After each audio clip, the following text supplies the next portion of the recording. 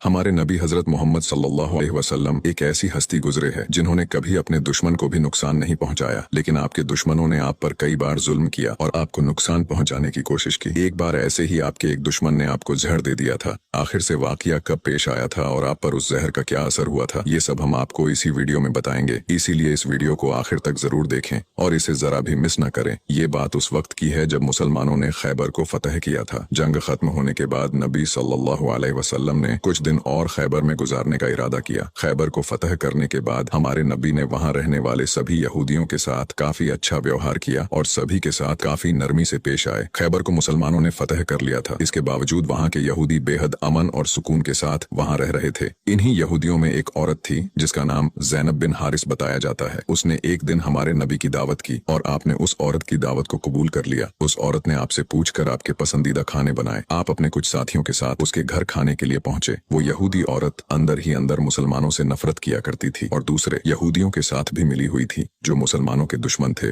उस औरत ने खाने में पेश होने वाले बकरी के गोश्त में जहर मिला दिया था। जब जहर से भरे उस गोश्त को आपके सामने पेश किया गया और आपने खाने के लिए एक निवाला उठाया और अपने मुंह में रखा तो आप समझ गए कि इसमें जहर मिला हुआ है। आपने तुरंत अपने साथियों को खाना खाने से रोक दिया और कहा कि इसमें जहर मिला हुआ है, लेकिन अफसोस के आपके कुछ साथी उस वक्त तक कुछ गोश्त खा चुके थे जिसकी वजह से उनकी शहादत हो गई। कहा जाता है कि जहर के बारे में हमारे नबी को उस जहर की बोटी ने ही खबरदार किया था। इस वाक़े के बाद उस औरत के साथ साथ उसके सभी साथियों से पूछताछ की गई तो उन्होंने न सिर्फ अपना गुनाह कबूल किया बल्कि ये भी कहा कि हमने आपके साथ ये इसलिए किया क्योंकि हम ये देखना चाहते थे कि आप अल्लाह के सच्चे नबी हैं या नहीं। अगर आप अल्लाह के सच्चे नबी हैं तो इस जहर का आप पर असर नहीं होगा और अगर आप अल्लाह के नबी नहीं हैं तो हमें आपसे छुटकारा मिलेगा। ये बात तो सब जानते हैं कि हमारे नबी ने कभी किसी से बदला नहीं लिया, जबकि आप पर कई बार बहुत जुल्म किया गया जिसके बारे में कोई सोच भी नहीं सकता। लेकिन जब उस जहर की वजह से आपके सहाबा की शहादत हुई थी तो कानून के मुताबिक उस औरत को भी कत्ल कर दिया गया। लेकिन कुछ रिवायतों में आता है कि उस औरत ने खुदकुशी कर ली थी। वही कुछ रिवायतों में कहा जाता है कि उस औरत को माफ कर दिया गया था। इस बारे में कई मुफस्सरीन अपनी अलग अलग राय रखते हैं। एक हदीस में हजरत आयशा फरमाती है कि जब नबी सल्लल्लाहु अलैहि वसल्लम की जिंदगी के आखिरी दिन चल रहे थे और आप बीमार रहा करते थे, उस समय आप कहा करते थे कि खैबर में जो मैंने जहर से मिले हुए गोश्त का टुकड़ा खाया था उसका दर्द मैं आज भी महसूस कर सकता हूँ। ये बात कई किताबों से साबित है कि उस जहर का असर हमारे नबी के आखिरी दिनों में देखा गया था और इसी जहर के असर ने आपकी वफात में एक अहम किरदार अदा दिया था।